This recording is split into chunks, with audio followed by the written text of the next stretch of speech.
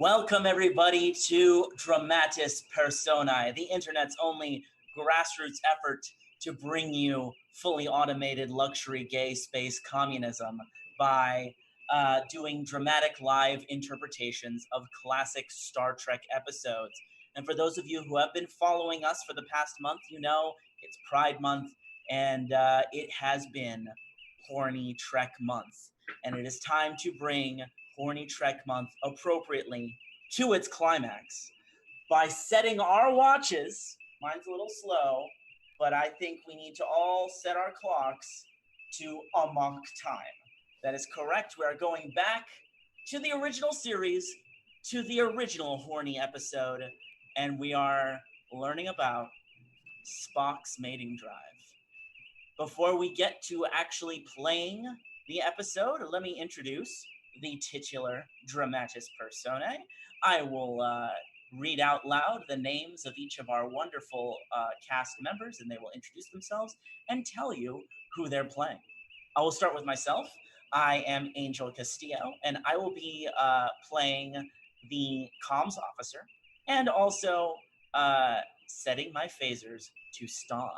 I will be playing the rival for Spock's betrothed's affections. Enough of me. I will now throw it to Bex Renfro. Hey everybody, I'm Bex. I'm Captain Kirk this week. Returning as our captain. Now we've got Charlene Templeman. Hi everybody, I will be playing the ever famous, ever wonderful Dr. McCoy. All right, and then we got David X. Crow. Hey, I'm playing Nurse Christian Chapel. Hello, Nurse. Kirsten Johnson is up next. Hi, I'm Kirsten Johnson. I will be playing Spock. Excellent. Then we've got Leia Newton. Hello, I will be playing both Sulu and T'Pau. Double-deckering from Leia. And next is Steffi. Hi, I'm Steffi. I'll be playing Lieutenant Uhura. All right. Sorry, I had to giggle a little bit at Lieutenant because I still just find everything British so charming. Robbie Lawton, sound off. Hi, I'm Robbie Lawton. I'll be playing Pavel Chekhov, and my hailing frequencies are open.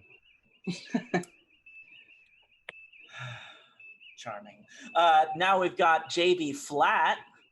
Hello, I will be playing Admiral Comac and the voice of Vulcan Space Central. Excellent. Then we've got Morgan Murphy. Hello, I'm Morgan. I will be playing Spock's consort-to-be, T'Pring. As you can tell from her costume, she will also be making her own gravy. And wrapping us up, we've got, rounding us out, I should say, we got Casey Lowry. Hello, I will be doing the stage directions this time. All right. Before we get started, I just want to remind everybody that we are on a bunch of different social media platforms that definitely you should follow us on. Carl, sorry to throw it to you when you're not expecting it. Can you let all of our viewers know all the different social media? I know right now we are streaming both live to Facebook and Twitch, but I think up top we should let everybody know all the different social media pages that we have.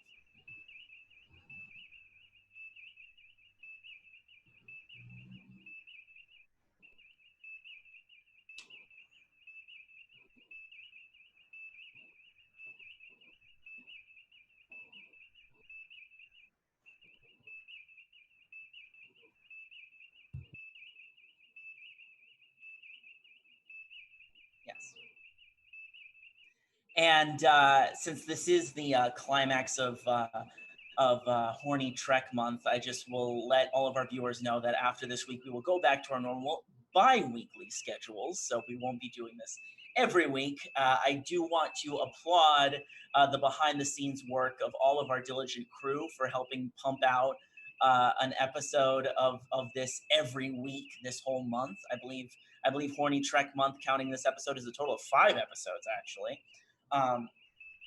So big ups to everybody behind the scenes working to make this happen.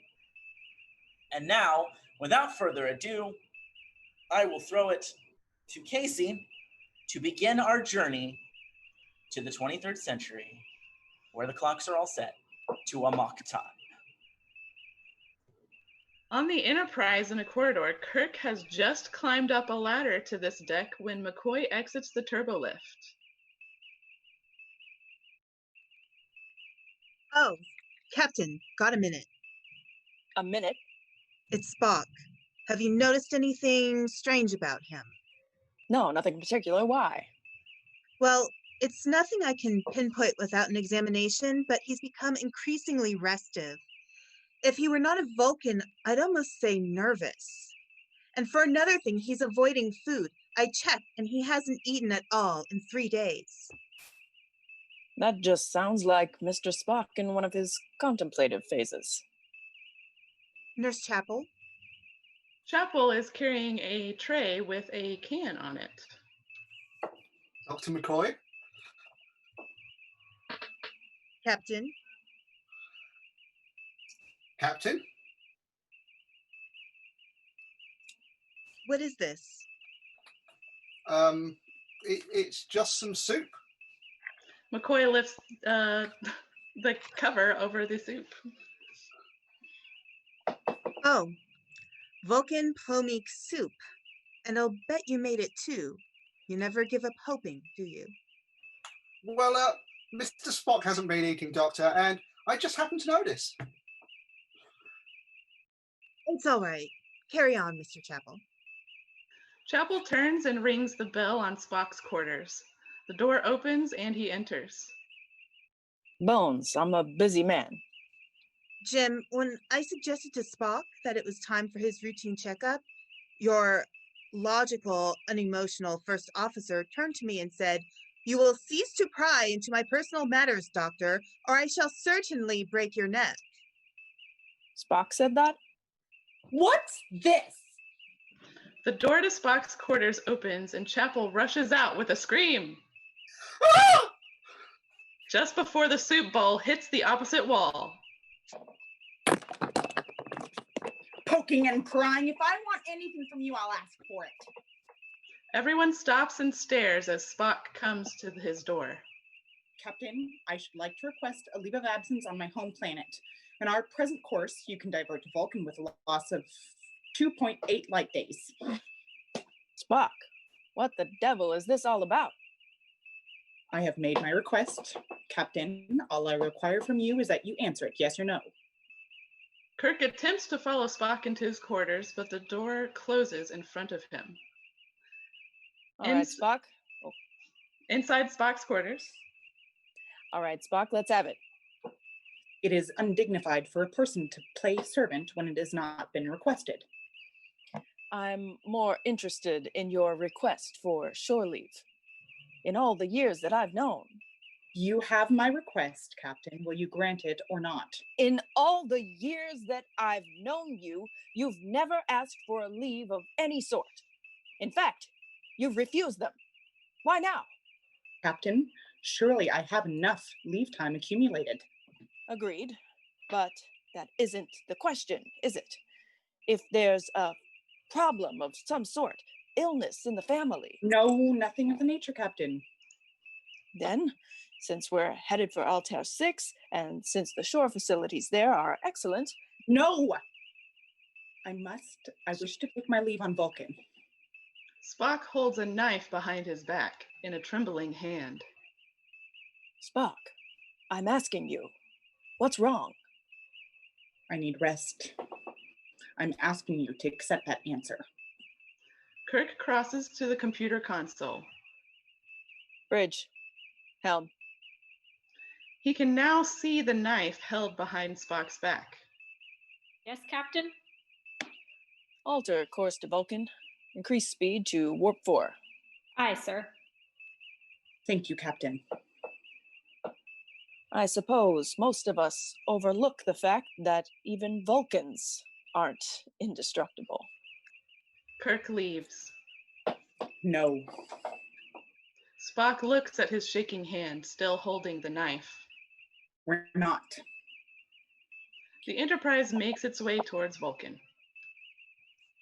Captain's log. Stardate 3372.7. On course, on schedule, bound for Altair 6 via Vulcan. First Officer Spock seems to be as requested and been granted shore leave. Ship surgeon McCoy has him under medical surveillance. On the bridge, Lieutenant Uhura receives a message. Starfleet channel. Priority urgent, sir. Put it on audio over there, Lieutenant. Aye, sir. Message complete, sir. Switching over. To Captain 9. Inauguration ceremonies, Altair 6, have been advanced 7 solar days. You are ordered to alter your flight plan as filled to accommodate. By order of Comac, Admiral, Starfleet Command. Acknowledge. Lieutenant Uhura, acknowledge that message. Aye, aye, sir. Mr. Chekhov, compute course and speed necessary for compliance. We'll have to head directly there to Warp 6, sir. Insufficient time to stop off at Vulcan. Head directly for Altair 6. Sailor's luck, Mr. Spock. Or as one of Finagle's law puts it, any home port the ship makes will be somebody else's, not mine. The new president of Altair 6 wants to get himself launched a week early, so we have to be there. I'll see that you get your leave as soon as we're finished. I understand, Captain. In Kirk's quarters, he is resting in the dark when he has an idea. Bridge. Navigation. Navigation? Chekhov here. Mr. Chekhov, how late will we arrive for the ceremonies if we increase speed to maximum and divert to Vulcan, just long enough to drop off Mr. Spock? I don't understand, Captain. How far behind schedule will diverting to Vulcan put us? We are on course for Vulcan, Captain, as Mr. Spock ordered. Thank you, Mr. Chekhov. Kirk out. Kirk enters the bridge. Mr. Spock, come with me, please. Spock follows him into the turbolift. Deck 5. You've changed course for Vulcan, Mr. Spock. Why? Change the course? Do you deny it? No, by no means, Captain. It is quite possible. Then why'd you do it? Captain, I accept on your word that I did it, but I do not know why, nor do I remember doing it. Captain, lock me away. I do not wish to be seen. I cannot... No, Vulcan could explain further. I'm trying to help you, Spock. Ask me no further questions. I will not answer. I order you to report to the sickbay. Sickbay? Complete examination. McCoy's waiting. Spock wanders into sickbay like a man in a dream. Come in, Spock.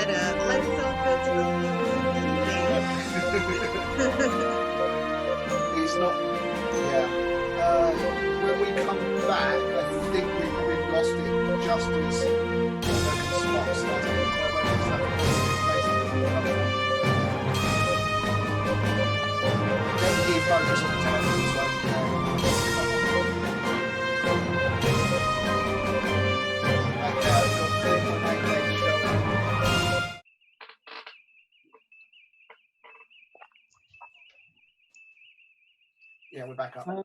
Hold on. Okay, cool. Spock follows Kirk into the turbo lift. Deck 5.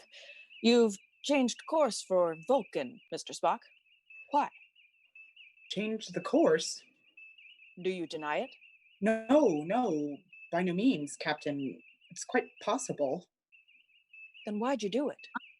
Captain, I accept on your word that I did it, but I do not know why, nor do I remember doing it. Captain, lock me away. I do not wish to be seen. I cannot. No Vulcan could. Explain further. I'm trying to help you, Spock. Ask me no further questions. I will not answer. I order you to report to sickbay. Sickbay? Complete examination. McCoy's waiting. Spock wanders into sickbay like a man in a dream. Come in, Spock. I'm all ready for you. My orders were to report to sickbay, Doctor. I have done so. And now I'll go to my quarters. My orders were to give you a thorough physical. In case you hadn't noticed, I have to answer to the same commanding officer that you do. Come on, Spock. Yield to the logic of the situation. Very well, Doctor. Examine me, for all the good it'll do either of us. Sulu and Chekhov converse on the bridge. How do you figure it, Chekhov? First we're going to Vulcan, then we're going to Altair, then we're headed to Vulcan again, and now we're going back to Altair. I think I'm going to get space sick. McCoy enters Kirk's quarters. Jim, you've got to get Spock to Vulcan. Bones, I will. As soon as this mission is complete. No, now, right away. If you don't get him to Vulcan within a week, 8 days at the outside, he'll die. He'll die, Jim. Why must he die? Why? Within 8 days. Explain. I don't know. You keep saying that. Are you a doctor or aren't you? There's a growing imbalance of body functions, as if in our bodies huge amounts of adrenaline were constantly being pumped into our bloodstreams. Now, I can't trace it down in my biocomps. Spock won't tell me what it is, but if it isn't stopped somehow, the physical and emotional pressures will simply kill him. You say you're convinced he knows what this is. He does, and he's as tight-lipped about it as an Aldebaran shellmouth. No use to ask him, Jim. He won't talk. In Spock's quarters, Spock is staring at the picture of a young girl on his monitor. He switches it off when the doorbell buzzes. Come. As Kirk enters, Spock starts to rise, but Kirk forestalls him. Stay. McCoy has given me his medical evaluation of your condition. He says you're going to die unless something is done. What? Is it something only your planet can do for you? Spock! Spock lifts a hand to set down a stylus, and Kirk grabs his wrist, then releases it. You've been called the best first officer in the fleet. That's an enormous asset to me. If I have to lose that first officer, I want to know why. Spock stands and paces. It is a thing no outworlder may know except those very few who have been involved. A Vulcan understands, but even we do not speak of it among ourselves. It is a deeply personal thing. Can you see that, Captain, and understand? No. I do consider that an order. Captain, there are some things which transcend even the discipline of the service. Would it help if I told you that I'll treat this as totally confidential?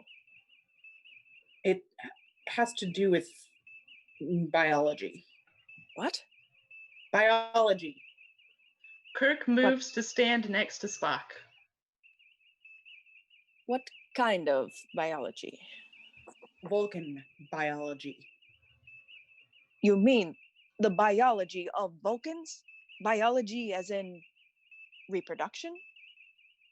Well, there's no need to be embarrassed about it, Mr. Spock. It happens to the birds and the bees. The birds and the bees are not Vulcans, Captain.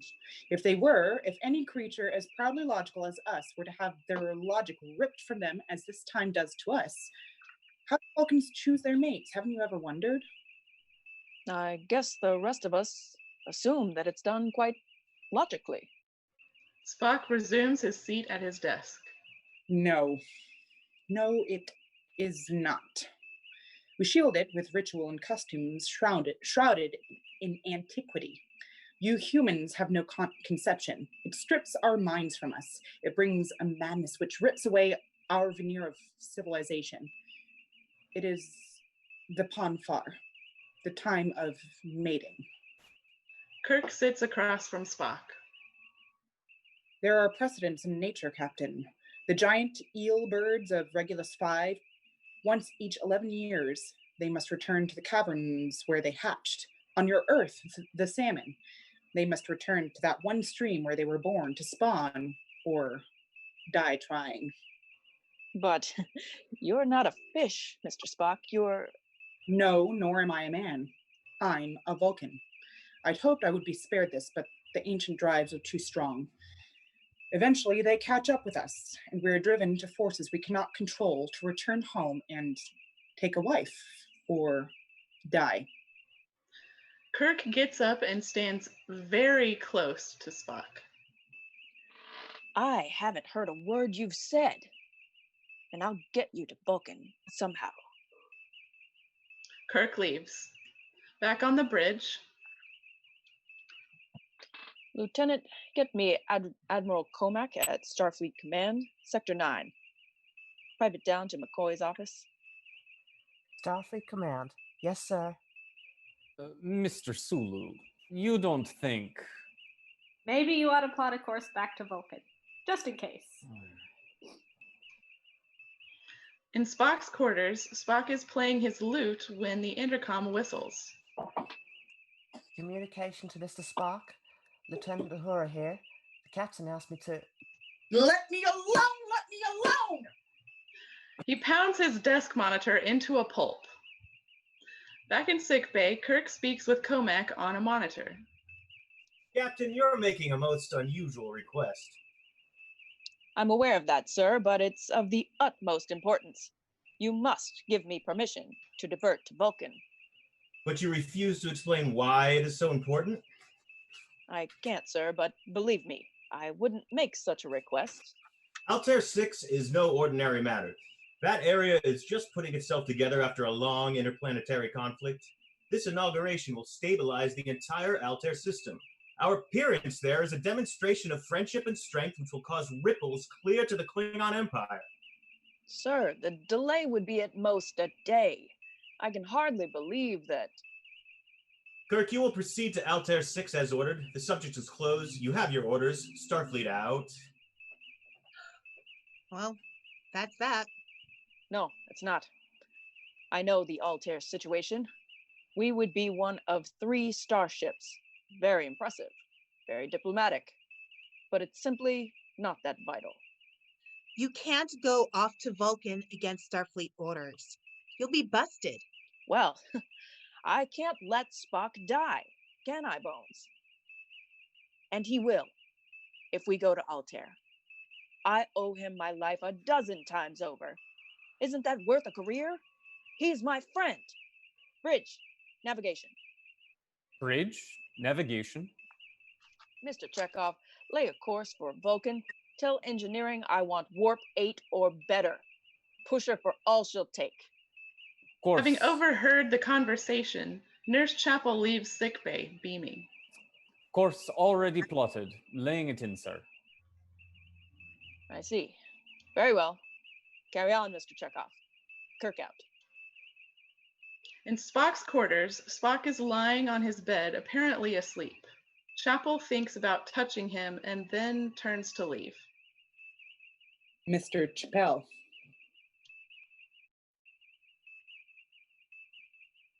Mr. Chappelle, Yes, Mr. Spock? I had a most startling dream. You were trying to tell me something, but I couldn't hear you. Spock stands. It would be illogical for us to protest against our natures, don't you think? I don't understand. Spock gently brushes a tear from Christian's cheek. Your face is wet. I just came to tell you that we are bound for Vulcan. We'll be there in just a few days. Chapel turns to leave. Vulcan, Mr. Chapel. My name is Christian. Yes, I know, Christian. Would you make me some of that plomik soup? Oh, I'd be very glad to do that, Mr. Spock. Kirk, Spock, and McCoy enter the turbolift. Bridge. It is obvious that you have surmised my problem, Doctor. My compliments on your insight. Captain, there is a thing that happens to Vulcans at this time. Almost an insanity which you would no doubt find distasteful. Will I? You've been most patient with my kinds of madness. Then you would beam down to the planet's surface and stand with me? There is a brief ceremony. Is it permitted? It is my right. By tradition, the male is accompanied by his closest friends.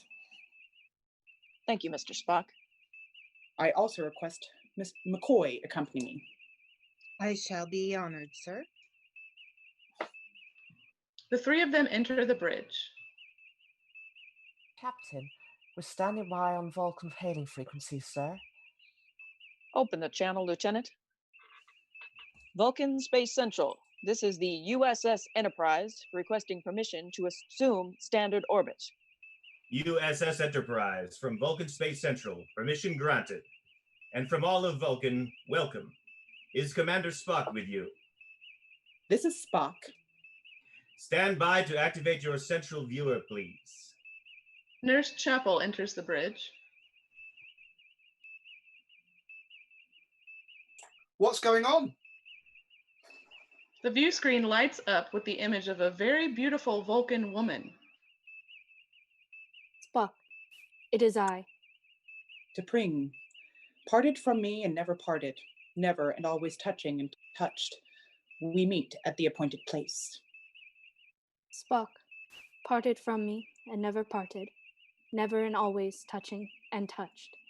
I await you. She's lovely, Mr. Spock. Who is she? She is T'Pring, my wife. The trio have beamed down onto a very red planet. This is Vulcan. The sky and ground are all shades of hot orange red. Spock leads them into an area marked out by stone structures. This is the land of my family. It has been held by us for more than 2,000 Earth years.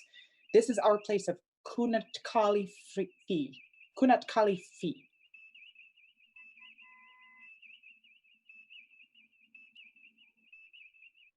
He called it Kunat what?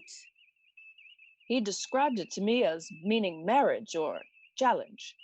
In the distant past, Vulcans killed to win their mates. And they still go mad at this time?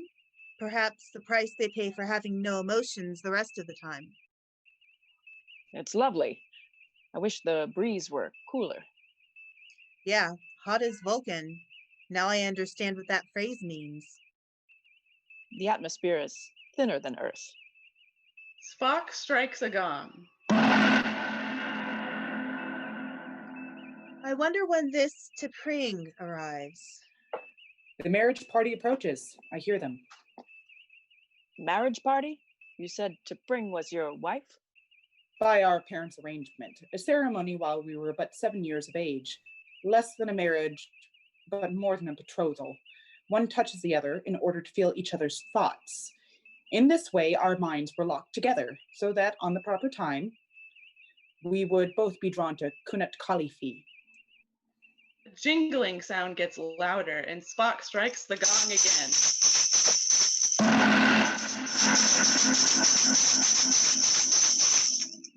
Two men enter, shaking contraptions with lots of bells, followed by a woman carried on a chair. T'Pring and others come behind her. Bones, do you know who that is?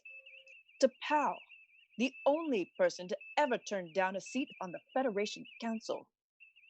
T'Pau, officiating at Spock's wedding? He never mentioned that his family was this important. T'Pau's chair is placed on a dais, and Spock greets her. She gives him a quick mind meld. Spock, are our ceremonies for Outworlders? They are not Outworlders. They are my friends. I am permitted this. She gestures for them to approach, which they do. This is Kirk. Ma'am. And thee are called? Leonard McCoy, ma'am. Thee names these Outworlders friends. How does thee pledge their behavior? With my life, T'Pau. What thee are about to see comes down from the time of the beginning, without change. This is the Vulcan heart. This is the Vulcan soul. This is our way. Khalifar! Spock is about to strike the gong again when T'Pring intervenes. Khalifi! What is it? What happened? She chooses the challenge. With him? McCoy points at T'Pau's bodyguard.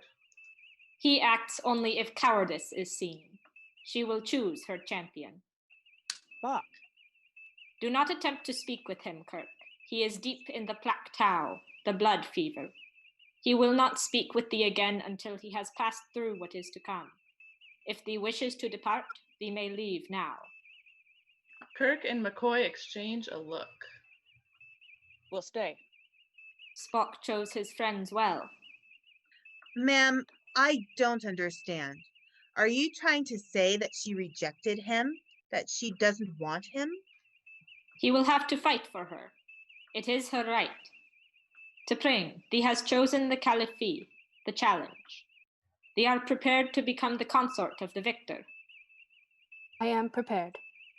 Spock, does thee accept the challenge according to our laws and customs? A single nod. T'Pring looks at the young man who followed her in. Think Spock can take him? I doubt it. Not in his present condition.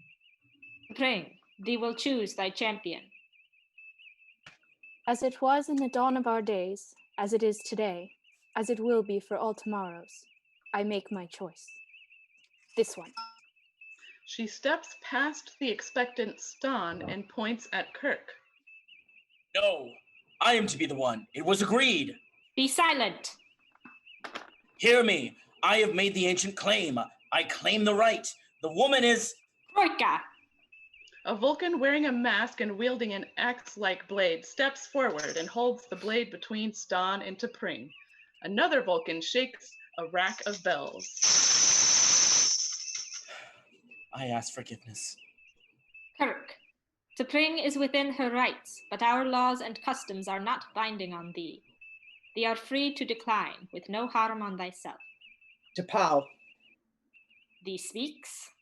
my friend does not understand. The choice has been made, Spock. It is up to him now. He does not know. I will do what I must to T'Pau, but not with him. His blood does not burn. He is my friend. It is said thy Vulcan blood is thin. Are thee Vulcan, or are thee human? I burn, T'Pau. My eyes are flame. My heart is flame. In the name of my fathers, forbid, T'Pau. I plead with thee, I beg. Thee has prided thyself on thy Vulcan heritage. It is decided. A Vulcan ties a purple sash around Spock's waist. What happens to Spock if I decline? Another champion will be selected. Do not interfere, Kirk. Keep thy place. McCoy takes Kirk by the elbow and leads him away from the group.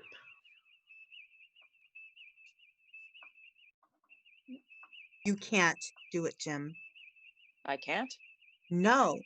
She said that their laws and customs were not binding on you. And you said Spock might not be able to handle him. Now, if I can knock Spock out without really hurting him... In this climate?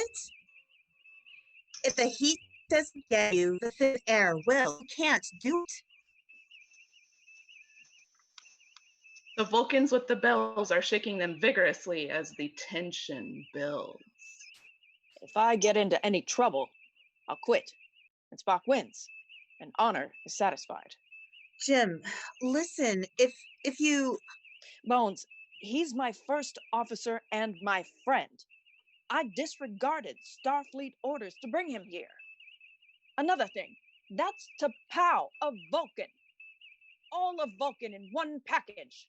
How can I back out in front of her? It is done. Kirk, decide. I accept the challenge. Here begins the act of combat to become the consort of T'Pring. As it was at the time of the beginning, so it is now. Bring forth the Lirpa. They are presented with a wicked-looking half-moon blade set in a wooden shaft, with a counterweight at the other end.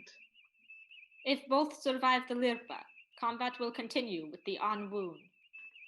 What do you mean, if both survive? This combat is to the death. Now, wait a minute, ma'am. Who said anything about a fight to the death? These men are friends. To force them to fight until one of them is killed? The masked ex-Vulcan holds his blade close to McCoy's neck. McCoy looks at it nervously. I can forgive such a display only once. Challenge was given and lawfully accepted. It has begun. Let no one interfere. And so the fight begins, first with a trial of brute strength. A good swing by Spock slices open Kirk's tunic and cuts his chest. Oh my. It is clear that the first officer will kill his captain given the chance. When Kirk is down and unarmed, Spock goes in for the final blow. Spock, no! Kirk rolls away just in time, then disarms Spock. Troika! Is this Vulcan chivalry?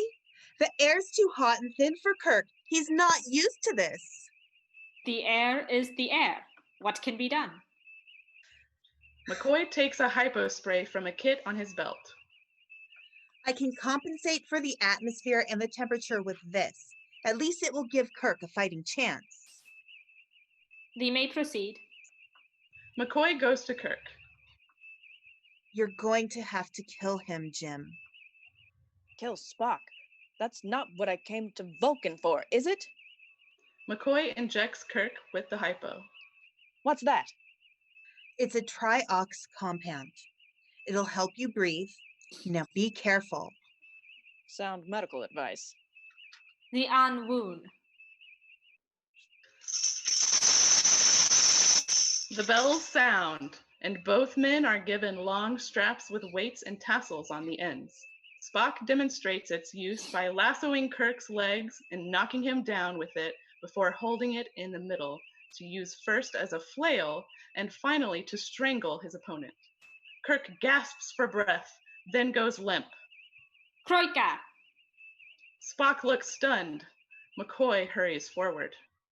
Get your hands off of him, Spock. He's finished. He's dead. I grieve with thee. McCoy opens his communicator. McCoy to Enterprise. Enterprise, Lieutenant Hura here. Have the transporter room stand by to beam up the landing party. He closes the communicator and walks over to Spock. As strange as it may seem, Mr. Spock, you're in command now. Any orders? Yes, I'll follow you up in a few minutes. You will instruct Mr. Chekhov to plot a course for the nearest starbase where I must surrender myself to the authorities. McCoy walks away and the transporter sounds. T'Pring, explain. Specify. Why the challenge and why you chose my captain as your champion. Ston wanted me, and I wanted him. I see no logic in preferring Ston over me. You have become much known among our people, Spock, almost a legend. And as the years went by, I came to know that I did not want to be the consort of a legend. But by the laws of our people, I could only divorce you by the Caliph. There was also Ston, who wanted very much to be my consort, and I wanted him. If your captain were Victor, he would not want me, and so I would have Ston. If you were Victor, you would free me because I had dared to challenge, and again I would have Ston. But if you did not free me, it would be the same, for you would be gone, and I would have your name and your property, and Ston would still be there. Logical. Flawlessly logical. I am honored. Ston, I step down. After a time, you may find that having is not so pleasing a thing, after all, as wanting. It is not logical, but it is often true. He opens his communicator. Spock here. Stand by to beam up. Live long to Pal and prosper. Live long and prosper, Spock. I shall do neither. I have killed my captain and my friend. Spock walks away and opens his communicator again. Energize. In sick bay, Spock approaches McCoy. Doctor, I shall be resigning my commission immediately, of course. Spock, So I would appreciate your making the final arrangements. Spock, Doctor, please let me finish. There will be no excuse for the crime of which I'm guilty. I intend to offer no defense. Furthermore, I shall order Mr. Scott to take immediate command of this vessel. Don't you think you better check with me first? Captain! Jim. There is a big grin across his face, which fades when he notices McCoy's and Chapel's own smiles. I am pleased to see you, Captain. You seem uninjured. And I am at something of a loss to understand it, however. Blame McCoy. That was no Triox compound he shot me with. He slipped in a neural paralyzer, knocked me out, simulated death. Indeed. Nurse, would you mind, please? Chapel leaves in a slight huff. Spock, what happened down there? The girl, the wedding. Ah, yes, the girl. Most interesting. Must have been the combat. When I thought I had killed the captain, I found I had lost all interest in T'Pring. The madness was gone. The intercom whistles. Kirk here. Captain Kirk, message from Starfleet Command, top priority. Relay it, Lieutenant. Response to T'Pau's request for diversion of Enterprise to planet Vulcan hereby approved. Any reasonable delay granted. Comac Admiral, Starfleet Command. Well, a little late, but I'm glad they're seeing it our way. How about that T'Pau? They couldn't have turned her down. Mr. Chekhov, lay in a course for Altair 6. Leave orbit when ready. Kirk out. There's just one thing, Mr. Spock. You can't tell me that when you first saw Jim alive, that you weren't on the verge of giving us an emotional scene that would have brought the house down. Merely my quite logical relief that Starfleet had not lost a highly proficient captain. Yes, Mr. Spock. I understand. Thank you, Captain. Of course, Mr. Spock. Your reaction was quite logical. Thank you, Doctor. Kirk and Spock start to leave. In a pig's eye. Come on, Spock. Let's go mind the store. And that was Amok Time, the story of the crew of the Enterprise successfully dealing with Spock's murder boner. Big hand for all of our Dramatis Personae players. Before we go into our post-show discussion, I am actually going to now turn it over to Carl to run the discussion, as I now have to go be an insufferable communist agitator elsewhere on the internet. So thank you for letting me host this portion of Dramatis Personae, and I'll throw it over to Carl.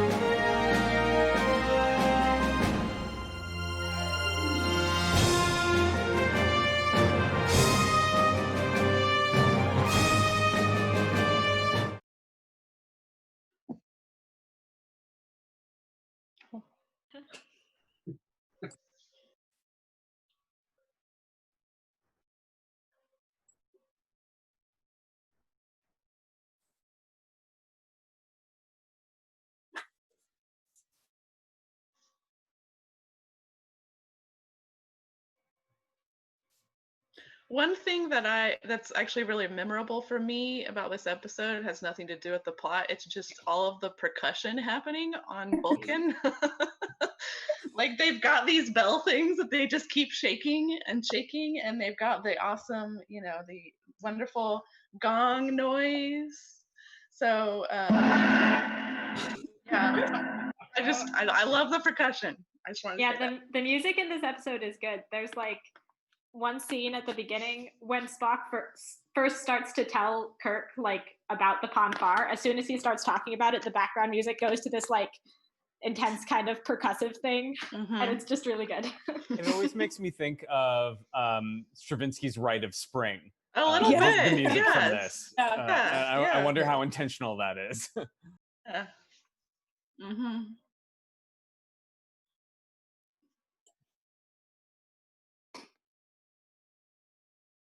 Mm-hmm.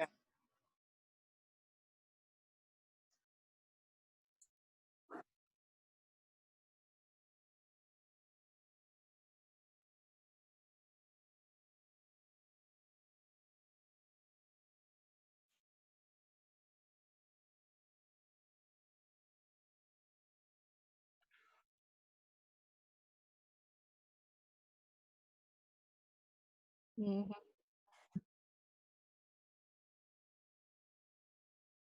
I just would like to say that I'm pretty sure this is the one time in the whole series that we see Spock fully smile when he's not A, high on alien flower spores, or B, being possessed by some other being. Mhm. Like, this is the one genuine Spock smile, and it's because he's so happy that Jim is alive. Right, definitely. So my initial response to discussions about the shipping of Spock and Kirk, or Spurk, as I believe it is commonly referred to, is that I really don't see it. So I'm going to open with a negative, and then you can all come back at me and disagree. But I don't see it. I think they have a healthy, respectful relationship, and it's two guys doing it. And I think we're sort of in this position where there's potential for it to come across as, oh, you can't possibly have a healthy relationship unless you're gay in some way. And I'm not sure that's that healthy. And of course, all of the writing about Kirk and Spock wasn't really about queer or by queer people for queer people. It was kind of for straight women by straight women. So we've got a little bit of commodification of the queer going on there, which I'm not super comfortable with. That said, that last scene when he's super happy to see Kirk, they've clearly got a very close relationship, and I don't want to underplay that. I just don't think they're bumming. See, and I guess I agree with you that the scriptwriters probably didn't intentionally write it to be like some like homo subtext. However, I do think that in them writing for like the toxic masculinity of the time, that like just culturally subliminal like homo love of other, it's like this straight men almost always prefer each other's opinions over women. It doesn't matter, like, so there's almost like this little homo respect for each other that I feel like is very kind of subliminally in straight male culture anyways. That definitely comes through. It's a kind of like homosociability that wasn't a problem until the gay liberation movement started, around this time. And then suddenly guys being friends with each other, like super close friends with each other, which hadn't been a problem publicly, suddenly became a liability in a way. And I would say, I like, for me, like the overall like thing that reinforces that for me in this script in particular is like, okay, so Spock is literally horny to the point that he's gonna die. Okay, like so horny that like he's gonna die of it. But the only thing that relieves this horniness is fighting with another dude. Okay, he literally forgets that he like wanted to like be with a woman, right? Because he got to fight another dude. Like, if that is not toxic masculinity with subliminal like homo messaging, like what is?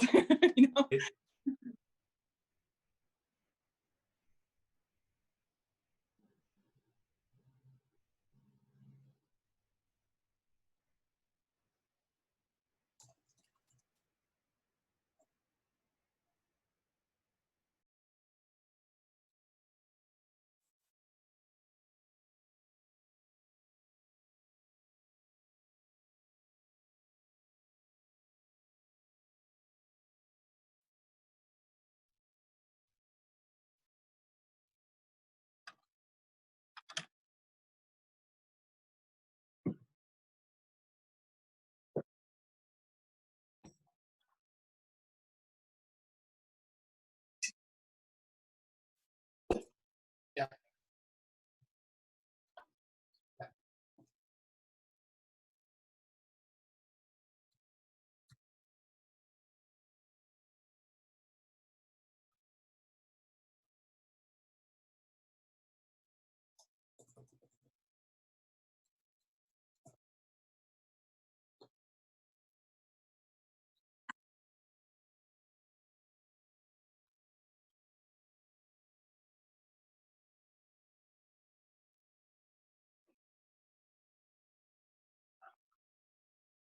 Mhm.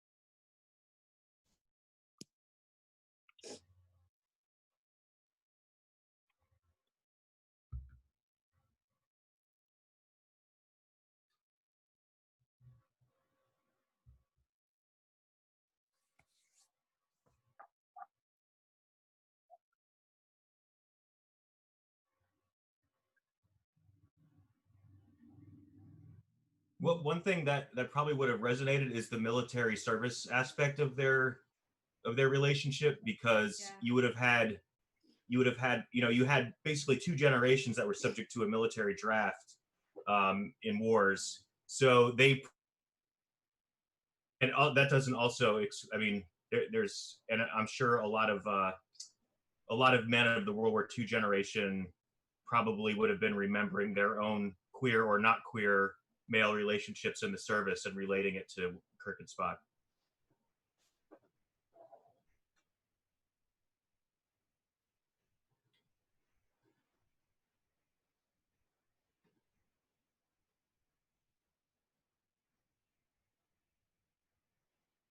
Oh, I don't know. I don't know much about that specifically. I just, know that it happened, but that would be sort of a sort of safe environment in a mainstream show to show male intimacy is in the military. Sorry to interrupt you, Carl. People can't hear you at all. You are not broadcasting. Sorry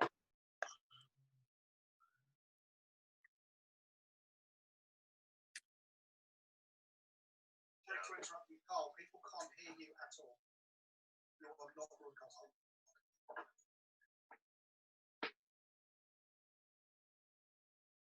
Yeah, no, we're streaming. It's just your voice isn't coming through because you're not on the main circuit.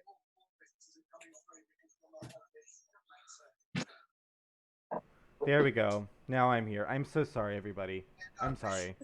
I wasn't anticipating having to lead this early on. Okay, I'm back. Sorry, folks. We were talking about the question I asked JB was, about the military service and how it would have been, a safe environment for, otherwise straight men to sort of explore homosexuality in a way that was, gosh, Socially acceptable. Socially acceptable, right? I mean, it's a phenomenon that's it goes back to Adam and Eve, I guess. I mean, men have been fucking each other, even straight men, forever. And I think that it's fascinating that that there's a way in which two dudes rolling around on the ground with big swords is intimately tied to this notion of like fighting over a woman. Like sexuality is linked to physical combat with other men. Yeah, and even men who don't literally, act out on sexual desires, or maybe not even have sexual desires in the military, might have used some of that physical interaction and some of that like combat intimacy as a substitute for that type of thing, in a place where they didn't have access to intimate relationships. And of course there's like and there's the whole phenomenon of men who leave the service who find it much easier to connect with other men in the service than with their own wives and children sometimes. So I think to me, Kirk says early on in the script, I owe Spock my life a dozen times over. That's the sort of that's that sort of military type of male intimacy that would have probably resonated with a lot of people watching then. I wonder, Leah, I'm sorry, is it Leah or Leia? Can you settle that for me? Leah, it's thank Leah. you. Okay, great. Could you, we made a few changes to the script in terms of like the way we talk about ownership. I'm wondering if you can talk about that and what was there in the text and what we changed and why. Yeah, so there are a couple lines in the original episode where this is talked about as being a fight for the ownership of T'Pring. Like, T'Pau asks T'Pring, "Are you prepared to become the property of the victor?" And then later she's like, "And now combat commences for ownership of the woman T'Pring." And we just thought that doesn't seem very Vulcan. Like, they're these extremely logical, extremely egalitarian people. And so for them to be like, "Oh, women are property of their husbands," is very like non-Vulcan, and also something that we didn't want to like present. So yeah, we just made that decision as because we thought it was non-Vulcan and also just bad. Definitely. Absolutely. I'm just looking through to see. Were there any other things that we talked about that we wanted to? Maybe the otherization, and how, in a way, like here we have these Vulcans who are such an elevated culture, and this episode in itself could make them look really savage, and how it has like have a colonial or kind of feel to it that's a bit awkward when you think about what the Vulcans are supposed to be and how they're presented in this kind of brutal fashion. That, I mean, like, we know that Vulcans actually are very strong feeling people, which is why they use the philosophy of logic to function. But that doesn't mean that they're completely brutal or out of control per se if they're dealing with something biological, for example. Like it's very I think for the time, like, maybe it was just that this is science fiction, so we have to make them seem as other as possible, but in the process they actually kind of went beyond the world building they had created for the Vulcans.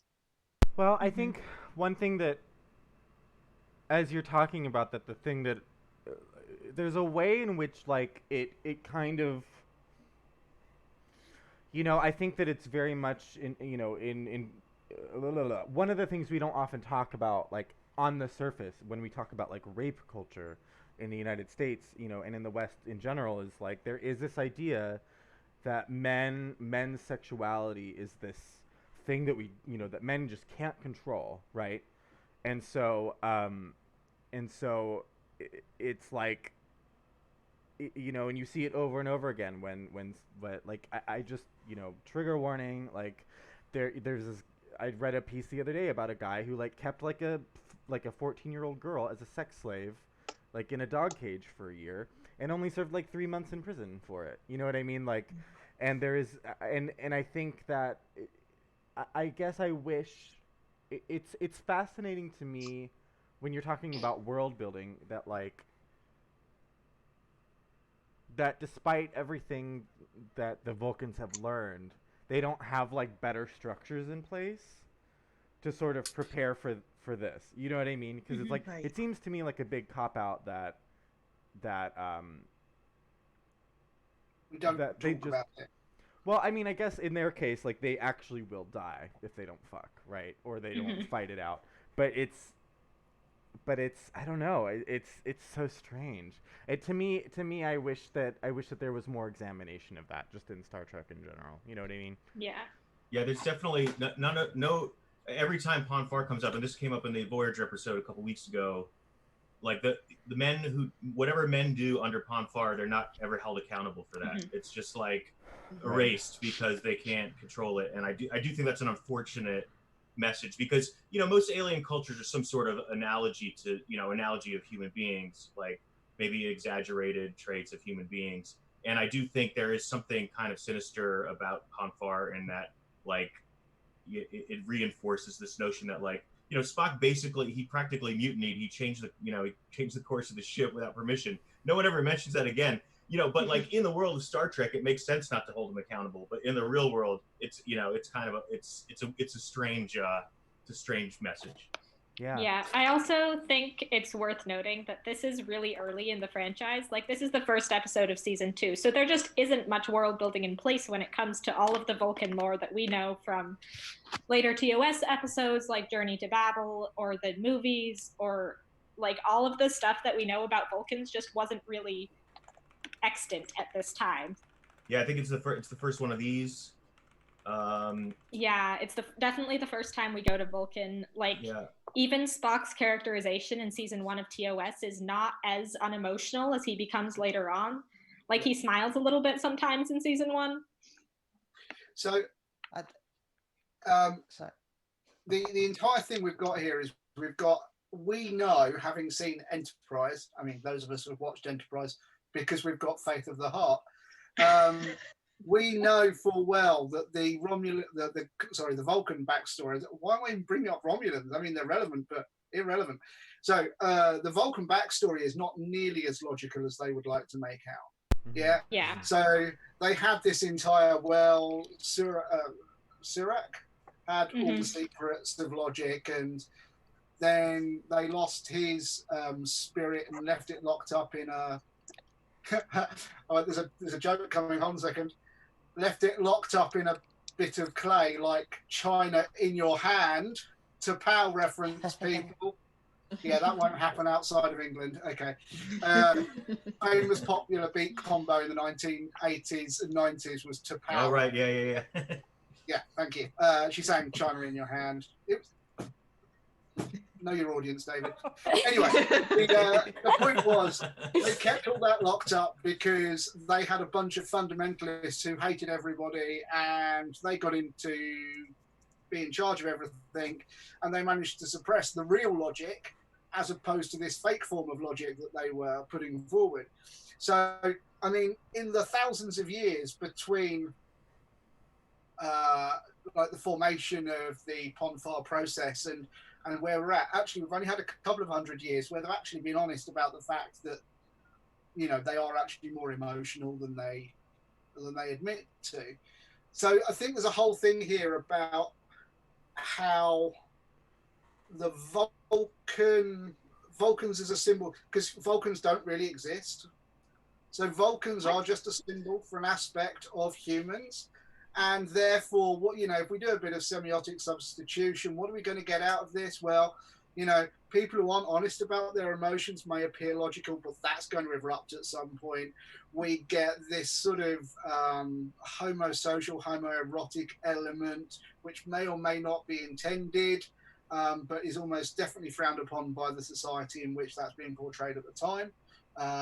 There's a whole bunch of subtext going on there, which are really quite interesting that the Vulcans represent. And a large part of that is down to the fact that actually there's some dishonesty going on that we only know about because we watched Enterprise 50 years later. Yeah. Enterprise also gives you some interesting T'Pau backstory, because she's like this rebel Vulcan who is a follower of Surak, and the Vulcans in power into it. Want to destroy her, and then she ends up by TOS era just like this old lady who gets carried around on a chair and tells people to fight. Yeah. And you also get some Spock backstory for anyone who's watched season 2 of Discovery, explaining the difference between Spock in the original pilot, where his emotions are pretty much on the surface all the time, and why that's not the case by the time the original series actually rolls around. Yeah. Steffi, did you have something to say earlier? Yeah, well, a couple of comments out of sync now, but it was going back to the what you were saying a few minutes ago about the way when Vulcan males have Ponfar, it's kind of just an analogy of how male sexuality is used as an excuse and seen as uncontrollable. And I think that can kind of be tied back to another facet of the shipping and the slash fiction in a way, because so I occasionally write fanfic, and some of it has been has had male pairings. And for context, I'm a queer trans woman, and I think for me, a lot of the motivation in doing that is that seeing these kind of very sort of manly man, straight male writer self-insert gets all the guys kind of characters, and by making them be queer and be tender with each other, it's kind of diffusing some of that, you know? Right. Well, I mean, I'll just say for me, and like yeah, I mean, for context, like I'm a queer non-binary person who passes as male and uh, has a very complicated relationship with male bodies. Like for me, it's impossible for me to watch these. I mean, I even made a Facebook post about it the other day. It's like when I don't know how to watch two men being tender without queering it for myself. Like I just in my brain and in the way that like everything up here is wired together, like I just don't have any other context for that. So it's fascinating to me to hear like straight men talking about like the ways that they receive that, because it's completely different from the way I do. You know what I mean? So for me, it's not even a question of like, I mean, of course we can talk about the economics of that and we can talk about the identity stuff, but at the end of the day, like I think one of the important things to remember on this Pride Sunday is that when we come to wow, I'm exhausted. When we encounter media, when we encounter like shared cultural artifacts, at the end of the day, like the subjectivity is what matters, right? And that yeah, at the end of the day, like anytime I watch a TV show or a movie, like it's a totally different experience than like what a straight cis guy is gonna get out of it. Do you know what I mean? And I think that it's almost impossible to talk through that because for me it's almost like pre-verbal. Do you know what I mean?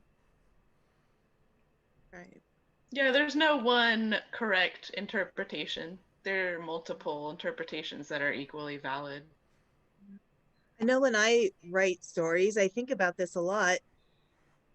I don't really, I'm not really bothered if people who read what I write think of a character as having a different sexuality or different gender identity than I've said. Or sometimes I will purposely write characters a bit ambiguously so people can kind of self-insert if they want to. Like if it has nothing to do with the plot, that somebody's like, if somebody's sexuality doesn't have anything to do with the plot, it really doesn't bother me how a reader receives it. So it's, I think, and I think that's something when a creator puts something out there, they do have to be prepared for the fact that people will project their own interpretation upon it. Wow, paging J.K. Rowling, huh? Yeah. And Dr. Freud. Yeah. Well, yeah. I mean, and then I don't want this to turn into just like, all the terrible things that are happening in media, and in sci-fi and in Star Trek culture. But like, it's just, but it's so funny that like, every time like this happened with like, I mean, I know we're not talking about video games, but like there was this thing that happened a few weeks ago where like, Dead by Daylight said it was adding like a queer killer to the game or some shit like that, and like, oh my god, it was such a fucking crisis. Like why do like all these straight guys were like, why do we need, like blah, blah, blah, blah, blah, like, why does it even matter? And it's like, oh my god, like, it's like there is this concept that like if you're straight, like your sexuality is like it's neutral. It's obfuscated. considered the neutral Default. Right. Well, or Yeah. it's like your sexuality is is opaque, right? And if you're gay, then your identity is totally about being gay, and Right. it's fascinating the ways that plays out. I can't finish that thought. So if anyone wants to hop on that, you're welcome to. Yeah, my Yeah. other half. Go on. It always frustrates me so much when like there's like a queer character exists and people go, oh, why did you make this character queer for no reason? Or like, you don't need to have gay people for no reason. It's like, well, you don't need to have straight people for no reason either. I mean, people just exist.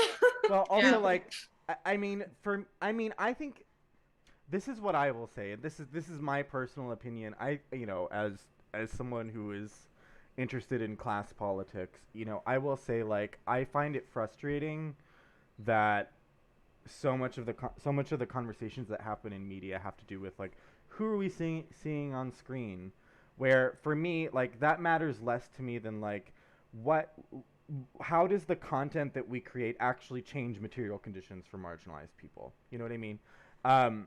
Because I just don't I of course seeing people like ourselves is important on the screen, but at the end of the day, like if I see a straight male character on a TV show I think is hot, I'm gonna whack off to him. It doesn't matter if he's gay or straight. You know what I mean? Like I don't necessarily like I mean, and of course I'm of a certain age, I'm of a certain upbringing, but like I just don't. For me, I need to see myself. I don't need to see myself as much.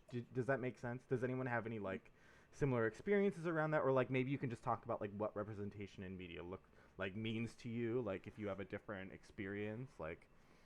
So I can talk a bit about in therapeutic arenas. Sure. Of course, I can't share solid examples because I've worked in counseling, but I've worked with children and who've been traumatized, and I found very specifically for them having representation that looks like them is hugely important. And most of the kids I did counseling with were people of color. And so having things like a toy in the room that had the same skin tone as they did, and what had a job that wasn't a stereotyped presentation of what it meant to be a person of that race, is like represented on television. That's huge for them.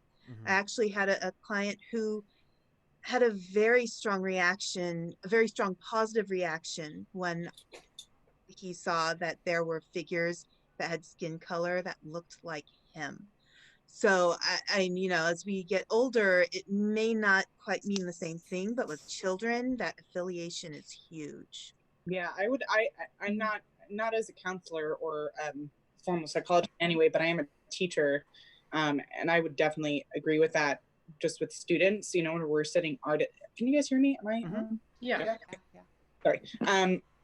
So like my son, I won't mention names again, but my son has a best friend who's a little black girl, and already like they're 3, but already I was driving them around the other day and they were sitting in the back and she was saying, I'm dark brown and you're light brown, and then he said, no, I'm white and you're black. It's like, I don't even know like where that like was learned, but I do think like for little black girls being able to see Uhura, whenever that first happened, being able to see a black woman on the bridge as a bridge officer, like that was huge, I think there's even a story that Whoopi Goldberg has told about when she was young. She saw Nichelle Nichols there, and it inspired her to become an actor.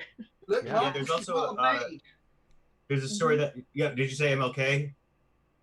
I said, look, Mom, she's not a maid. Oh, right, yeah. Right, yeah. And I also heard a story about Martin Luther King. Nichelle Nichols was thinking of leaving the show, and Martin Luther King talked her out of it.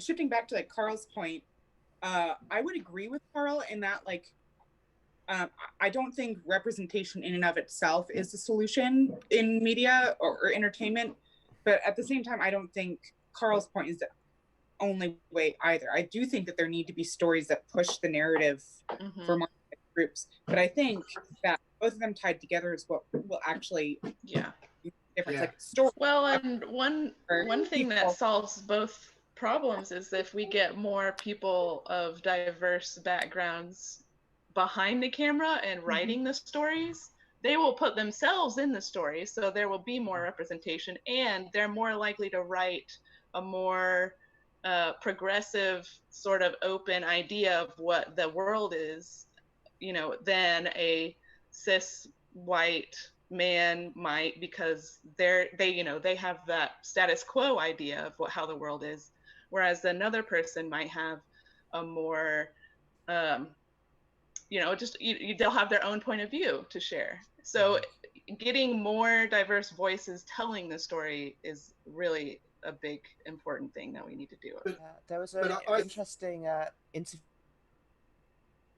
Raphael Bob Waxberg, who's the writer of BoJack Horseman, and he was saying how in retrospect it wasn't a good idea to have Alison Brie playing Diane, who's a Vietnamese American character, and he kind of I mean he's really like he's held his hands up and really sort of been very willing to talk about that and not apologize for himself.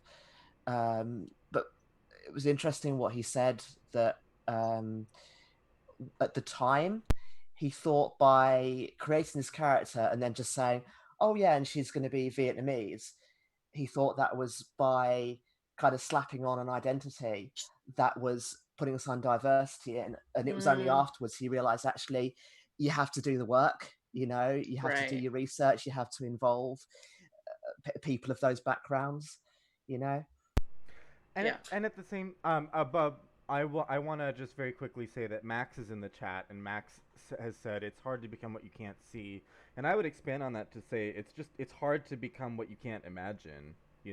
Yes. I mean, I think one of the challenges for me in particular growing up is that I just had no linguistic context for the bodily experience I was having.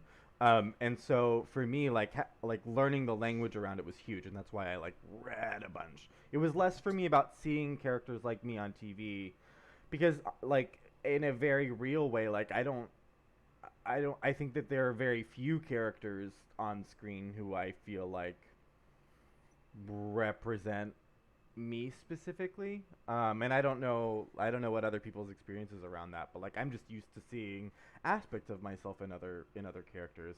And so yeah. I think you're right, and I think visibility has this danger of becoming queer washing or rainbow washing or pink washing, whatever phrase is in this week, where I don't know about you, but I have a number of apps who updated during June, and suddenly they've got rainbow icons for the month.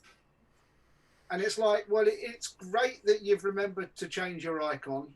Really well done. It must have taken a lot of effort for the marketing department to put that date in the calendar. But how many of you organisation, reason people are nodding is because I said all this in a chat room the other day, so people know what I'm going to say. But how many of you guys fired people in the 90s and noughties for being queer because it wasn't illegal to do so? And what have you done about it if you did? Well, how many of you are out there actually making a significant difference to the lives of people who are queer or black or poor or whatever else? I was reading something the other day about a black working class guy who worked on Cards Against Humanities. Yeah, I read that. And they got him, well, in Britain we call it getting sectioned, but they got him committed to a mental health institution for 5 days because they decided that his interpretation of his experience of their behaviour was irrational and mad. Right. So my question to people like CAH, who've actually generally got a goodish reputation, is, okay, now this has happened, what are you going to do about it? What are you going to do to normalise that experience and that culture within your organisation?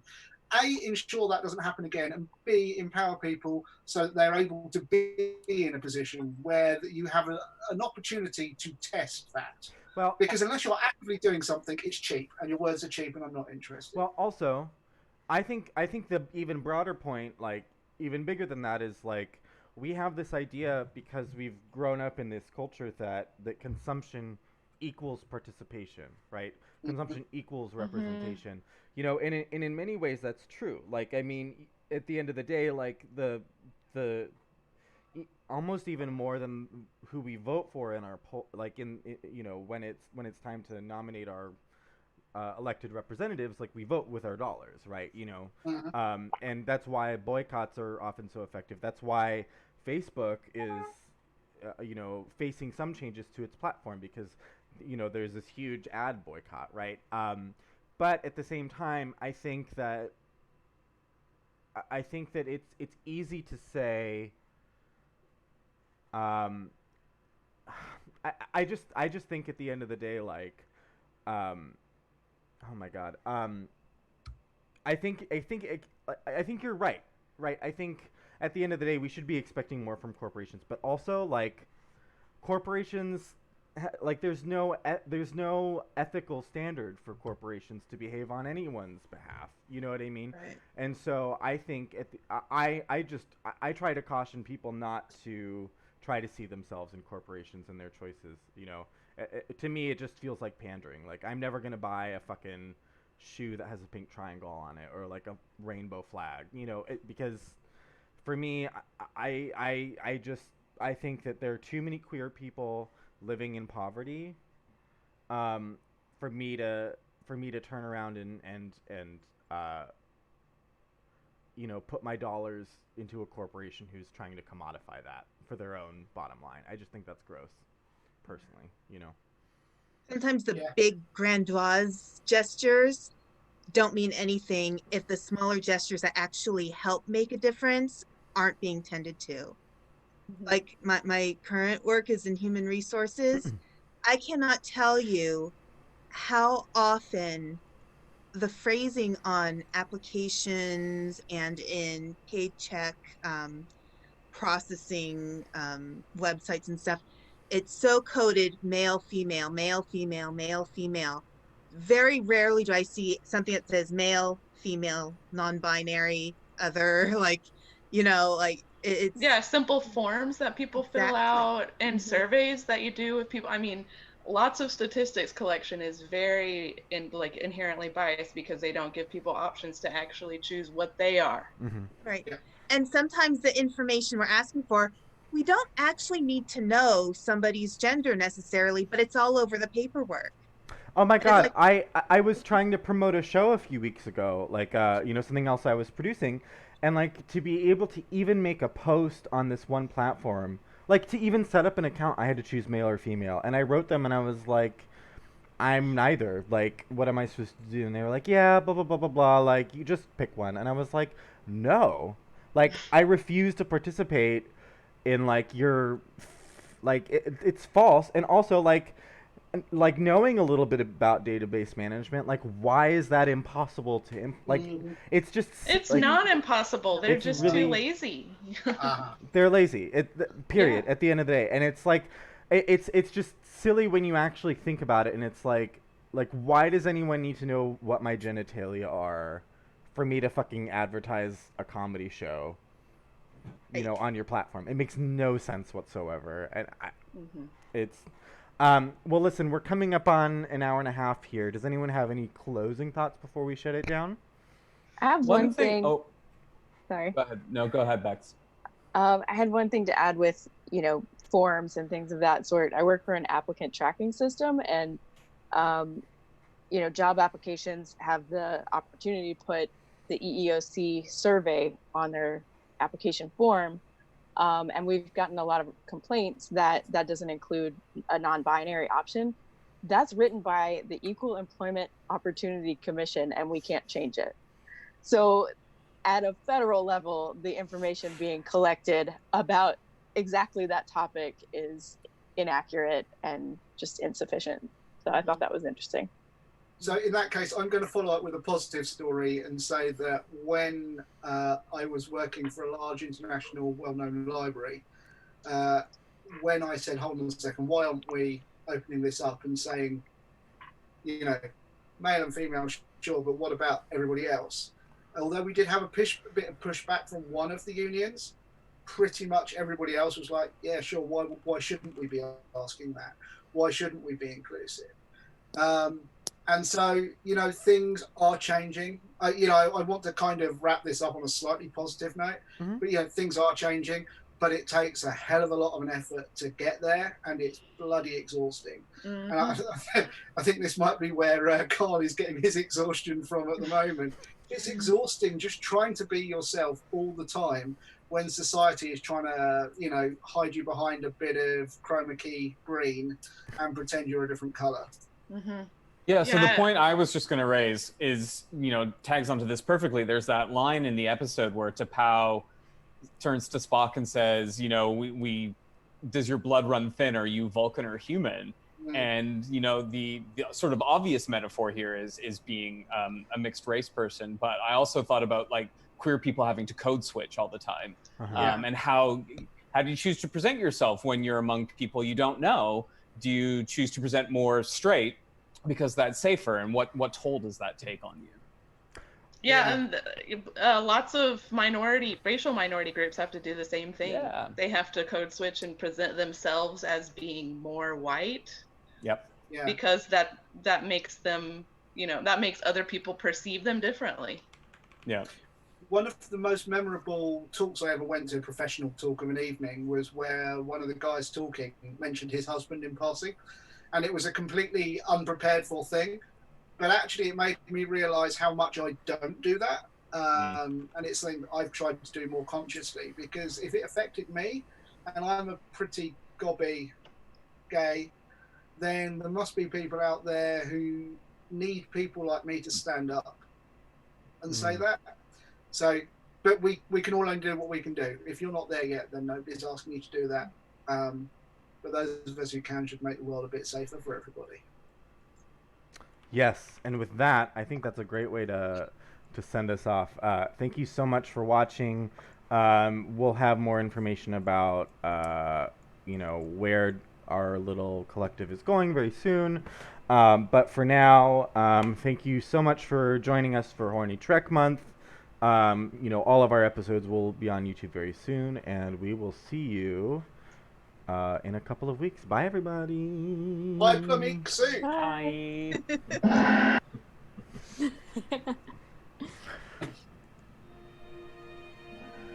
Okay.